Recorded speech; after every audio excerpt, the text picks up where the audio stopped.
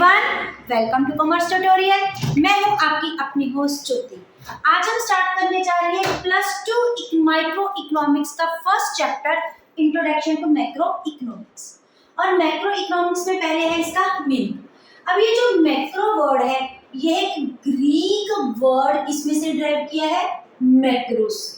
अब मैक्रोस का मतलब क्या है? लार्ज। हमने माइक्रो इकोनॉमिक्स में देखा था वो माइक्रो से डिराइव होता है। अब जब हम किसी स्मॉल एरिया की स्टडी करते हैं उसको क्या बोलते हैं? माइक्रो। लेकिन इसका मीनिंग क्या है? ये भी ग्रीक वर्ड और ये डिराइव भी मैक्रो से हुआ है, लेकिन इसका मीनिंग क्या होता है? Large area. जब हम बहुत ज्यादा लार्ज एरिया की स्टडी करते हैं उसको क्या बोलते हैं? Macro economics. अब लार्ज एरिया इसमें कौन सा होता है? हमारी इकोनॉमी लेवल। इकोनॉमी मतलब India level. In other words we can say कि जब इंडियन इकोनॉमी की स्टडी की जाती है तो वो कौन सी इकोनॉमिक्स हो जाती है? हमारी मैक्रो इकोनॉमिक्स हो जाती है। अगर हम इसका मीनिंग देखें तो क्या है? Macro economics studies the economic issues and economic problem at the level of economy as a whole. मतलब इकोनॉमी के लेवल, कौन सी इकोनॉमी के लेवल? हमारी इंडिया के लेवल की। इसमें क्या स्टडी की जाती है? इकोनॉमिक इश्यूज, जो हमारी प्रॉब्लम्स है, जो हमें क्या करनी पड़ती है? फेस करनी पड़ती है। जब इकोनॉमिक प्रॉब्लम भी इनको बोल देते हैं। इनमें क्या आ जाती है? हमारी पॉवर्टी आ जाती है, अनएम्प्लॉयमेंट आ जाती है। जब हम कह सकते हैं इसमें क्या आ जाएगी? नेशनल इनकम कैलकुलेट करना, इन्फ्लेशन आ जाएगी, डिफ्लेशन आ जाएगी, गवर्नमेंट बजट आ जाएगा। वो सारे एस्पेक्ट्स जिनको हम इंडिया के लेवल पे स्टडी करते हैं उसको क्या बोलते हैं? मैक्रो इकोनॉमिक्स करते हैं।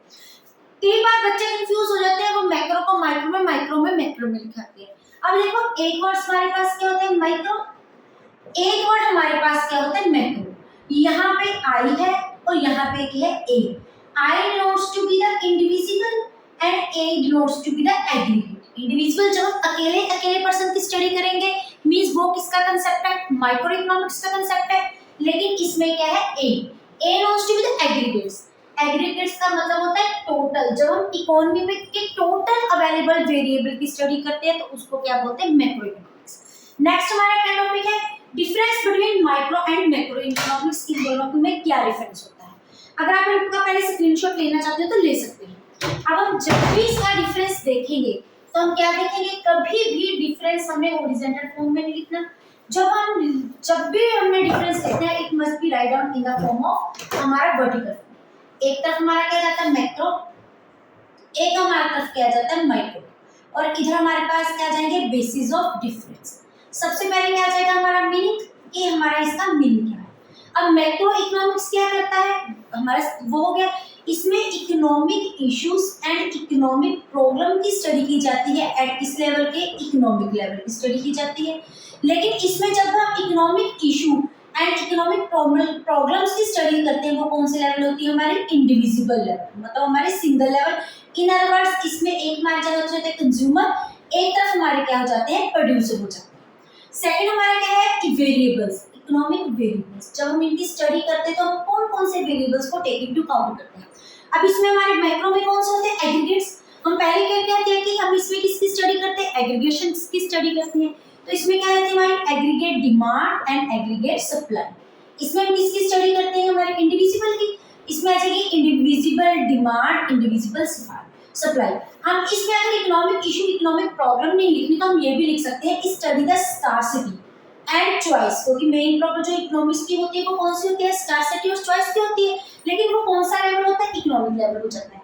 इसमें क्या होती है? हम स्कार्सिटी और चॉइस की स्टडी करते हैं लेकिन एट द इंडिविजुअल लेवल की स्टडी करते हैं। उसके बाद आ जाते हैं हमारे इकोनॉमिक एजेंट्स।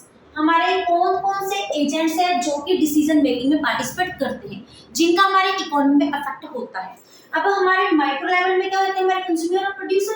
क्योंकि हम स्टडी ही इनको सेटिस्फाई में बेनिफिटेड क्या होता है माइक्रो इकोनॉमिक्स का? To provide scarcity and choice of resources so that producer can get maximum profit, consumer can get maximum satisfaction, society can get maximum welfare।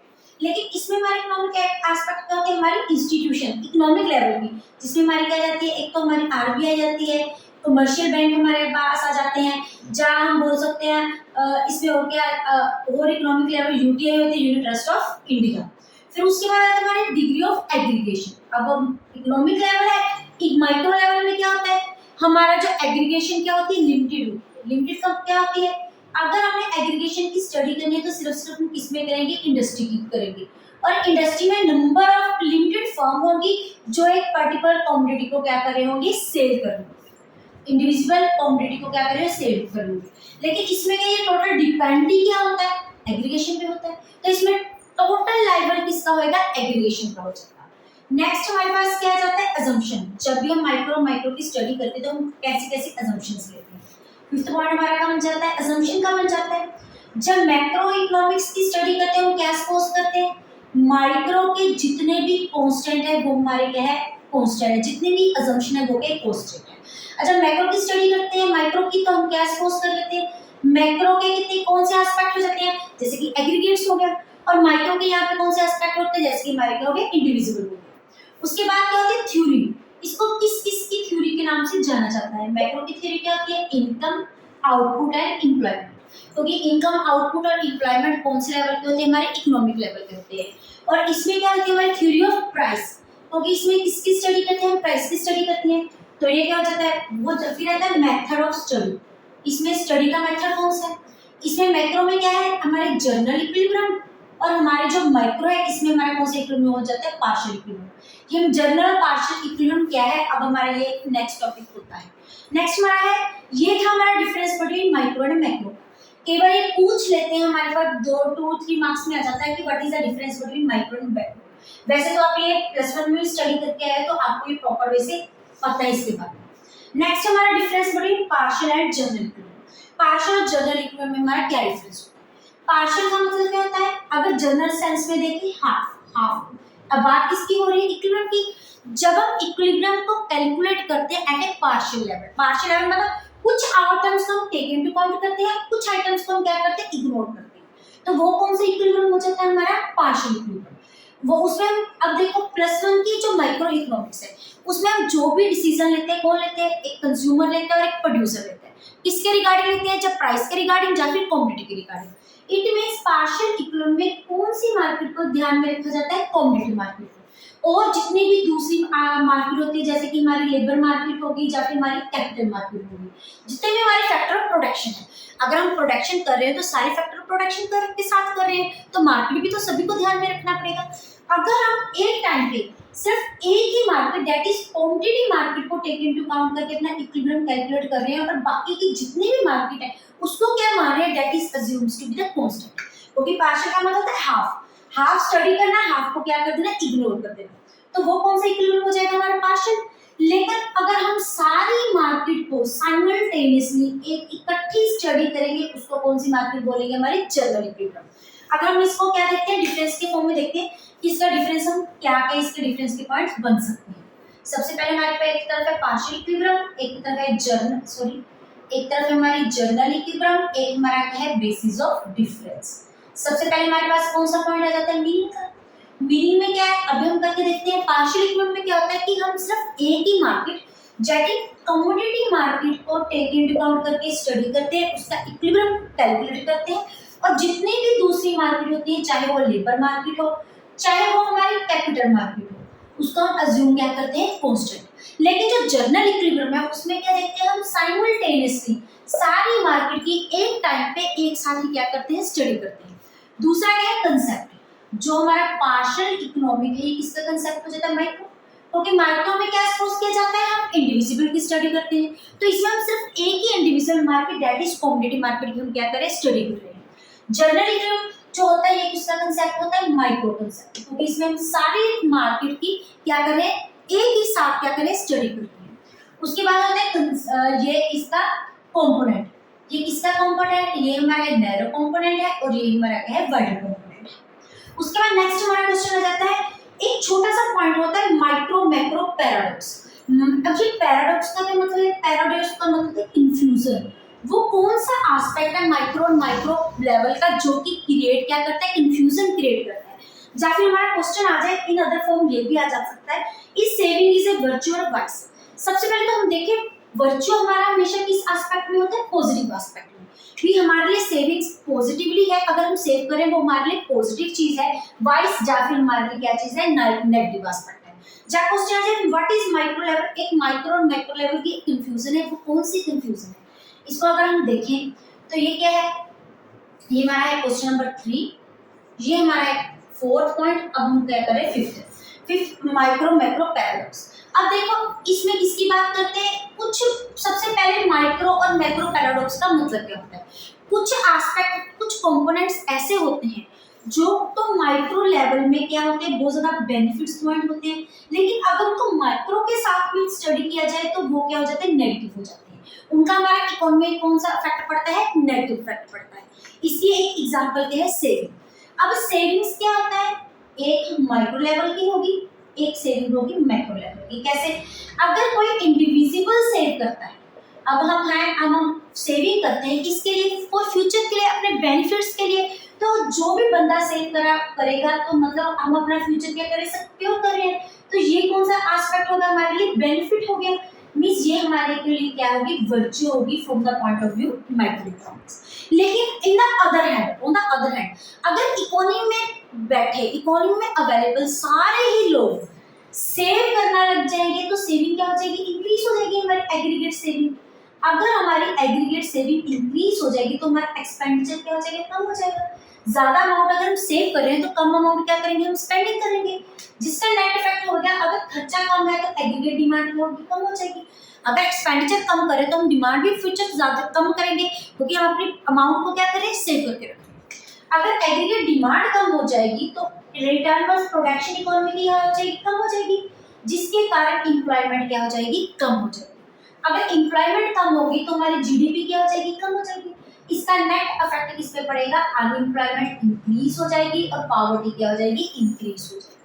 इसलिए जो सेविंग है, हमारे मैक्रो इकोनॉमिक्स का जो कंसेप्ट है, जो Keynes that is the father of macro economics, उनके according जितनी अगर हमने डिमांड इंक्रीज करेंगे उतनी ही ज्यादा हमारी प्रोडक्शन इंक्रीज होगी, इन्वेस्टमेंट इंक्रीज होगी, हमारी जीडीपी भी इंक्रीज हो जाएगी, जिसके कारण हम किसमें फंस जाएंगे, एक low level of equilibrium track में।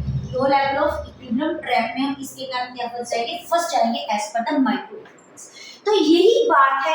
अब ये low level micro equilibrium track कैसे होता है, ये हम नेक्स्ट टॉपिक में टेक इनटू अकाउंट करेंगे। यही रीजन है कि जो सेविंग है मैक्रो लेवल से क्या हो जाती है, वाइस हो जाती है, और माइक्रो लेवल से क्या हो जाती है, वर्चुअल हो जाती है। और यही है माइक्रो मैक्रो पैराडॉक्स, जो एक पॉइंट ऑफ व्यू से पॉजिटिव है और दूसरे पॉइंट ऑफ व्यू से ये क्या है, हमारा नेगेटिव है। हमारा नेक्स्ट क्वेश्चन क्या है, scope. What is the scope of macro economics. सबसे पहले ये स्कोप होता है, हम मैक्रो इकोनॉमिक्स के अंदर अंदर कौन से एरिया की क्या करेंगे, स्टडी करेंगे। अब जो सारे अपने इकोनॉमिक इश्यूज, जो प्रॉब्लम्स मैक्रो लेवल की है, उसकी इसमें क्या की जाती है, स्टडी की जाती है। सबसे पहले हमारा क्या, नेशनल इनकम। अब इकोनॉमी में नेशनल इनकम कैलकुलेट कैसे की जाती है, नेशनल इनकम होती क्या है, इसके कैलकुलेट करने के अलग अलग कौन कौन से मेथड्स होते हैं, और इस नेशनल इनकम का अफेक्ट डायरेक्ट क्या होता है, जीडीपी में होता है। ये हम किसमें देखेंगे, अपने मैक्रो इकोनॉमिक्स में देखेंगे। सेकंड क्या है, एम्प्लॉयमेंट। अगर हमारी जो एम्प्लॉयमेंट है ये किसे पता लगती है, आउटपुट, इनकम एंड एम्प्लॉयमेंट, जिससे यह पता लगता है कि हमारी इकोनॉमी में एक लेवल पे कितना इक्विलिब्रियम आउटपुट प्रोड्यूस किया जा रहा है, कितने लोग एम्प्लॉयड हैं और कितने लोगों की काम कर रहे हैं, और हमारी जीडीपी कितनी है। इसका किससे पता लगता है, हमारा एग्रीगेट डिमांड और एग्रीगेट सप्लाई से पता लगता है। नेक्स्ट है मनी। हमारी इकोनॉमी में इसमें मनी कितनी सर्कुलेशन में है, कितनी अवेलेबल मनी सप्लाई है, कि यहाँ पे हमारी इकोनॉमी में टू टाइप्स की कंडीशन होती है, एक इन्फ्लेशन की, एक डिफ्लेशन की। अब यहाँ पे आपको एक सिंपल मीनिंग बताते हैं। इन्फ्लेशन का मतलब होता है rise in the price of the products. जब प्राइसेस राइज, जो आजकल हमारी इकोनॉमी लेवल हुआ पड़ा है, हमारे जो बेसिक एसेंशियल चीजें हैं उनकी भी प्राइस कंटिन्यूसली क्या हो जा रही है, हाई हो जा रही है। तो ये हमारे कौन सी सिचुएशन है, इन्फ्लेशन की। दूसरी तरफ होती है डिफ्लेशन की, जब प्राइस ऑफ द गुड्स क्या होती रहती है, डिक्रीज होती रहती है, तो हमारी इकोनॉमी किसमें चली जाती है, डिप्रेशन में चली जाती है, जिसके कारण हमें मनी की क्या करनी पड़ती है, डीवैल्यूएशन करनी पड़ती है। और हमारे इन कंडीशन को कैसे सॉर्ट आउट किया जाए, ये किस कौन करता है, आरबीआई, और उनकी जो हेल्प इनडायरेक्ट वे से कौन सा करता है, हमारा कमर्शियल बैंक।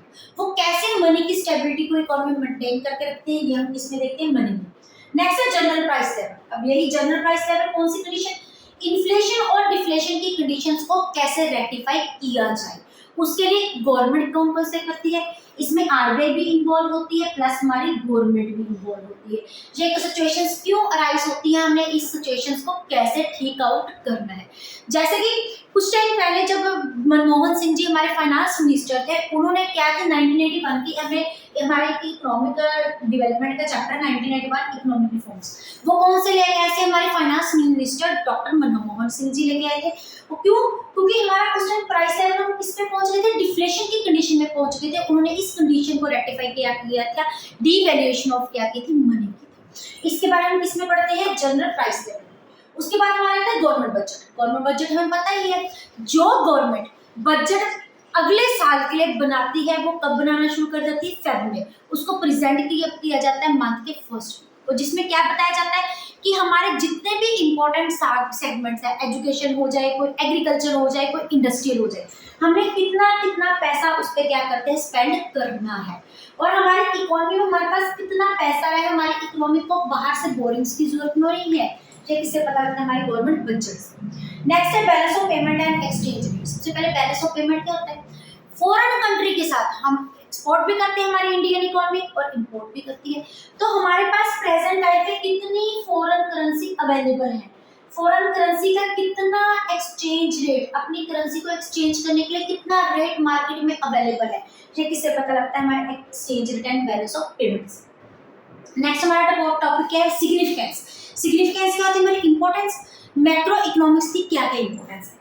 सबसे पहले डिस्क्रिप्शन ऑफ द इकोनॉमी। जब हम इन एस्पेक्ट्स की स्टडी करते हैं तो हमें ये पता लगता है कि हमारी इकोनॉमिक का लेवल क्या है, क्या डिस्क्राइब करती है। जैसे कि जब नेशनल इनकम को पढ़ते हैं तो हमें पता लगेगा कि हमारी जीडीपी ग्रोथ कितनी हो रही है। एम्प्लॉयमेंट में बारे में पढ़ता है, इसका नेट इफेक्ट किस पे पड़ता है, हमारी इकोनॉमिक डेवलपमेंट पे पड़ता है। और बजट के पता लगता है कि हमने बाहर से बोरिंग्स तो नहीं लेनी, हमारी इकोनॉमी कहाँ पे अवेलेबल है इस टाइम। ग्रोथ एंड डेवलपमेंट फिर हो गया।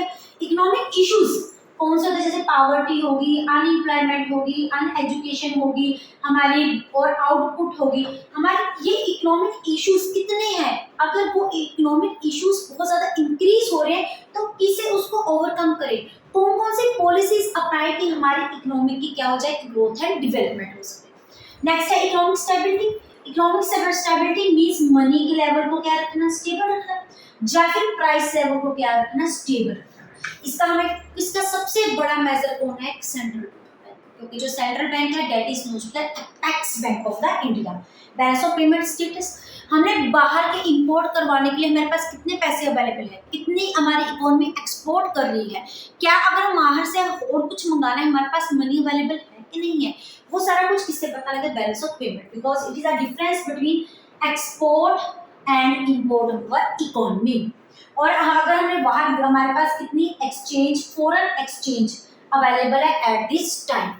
उसके आया था पावर्टी एंड एनवायरमेंट पोल्यूशन, कितनी कितनी पावर्टी है, की पॉइंटर की इश्यूज का इसी से हिसाब से पता लगता है, जिसके कारण हम फर्दर क्या बनाते हैं, फर्दर पॉलिसीज बनाने के लिए गवर्नमेंट इसकी क्या करती है, हेल्प करती है। अगर मैक्रो इकोनॉमी के ये सारे एस्पेक्ट ना हो, जिनको हम स्टडी ना कर पाए, तो हमें पॉलिसीज बनाने में क्या होगी, प्रॉब्लम होगी। ये पॉलिसी फर्दर इसमें हमारी हेल्प करती है, ग्रोथ एंड डेवलपमेंट।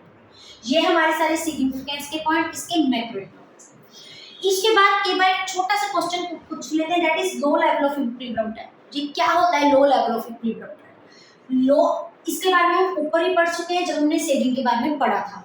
इसी सारे सर्कल को क्या बोलते हैं, हमारा लो level of equilibrium track. Means जब कम इनकम के लेवल पे इक्विलिब्रियम ट्रैक में फंस जाते हैं, फिर ये कंडीशन किसकी हो जाती है, डिफ्लेशन की कंडीशन हो जाती है। डिफ्लेशन का क्या मतलब होता है कि fall in price of the product. ये किसके कारण होता है, हमारी इकोनॉमी में एग्रीगेट डिमांड कम होने के कारण होता है। जब लोगों की डिमांड पैटर्न कम हो जाती है तो डिमांड क्या हो जाती है, कम हो जाती है। डिमांड कम होगी, ऊपर हमने देखा प्रोडक्शन कम हो जाएगी, एम्प्लॉयमेंट कम होगी, इकोनॉमिक डेवलपमेंट कम होगी, फर्दर एग्रीगेट डिमांड क्या हो जाती है कि कम होती जाएगी। इसका नेट इफेक्ट क्या होगा, पॉवर्टी इंक्रीज हो जाएगी और अनएम्प्लॉयमेंट क्या हो जाएगी, इंक्रीज हो जाएगी।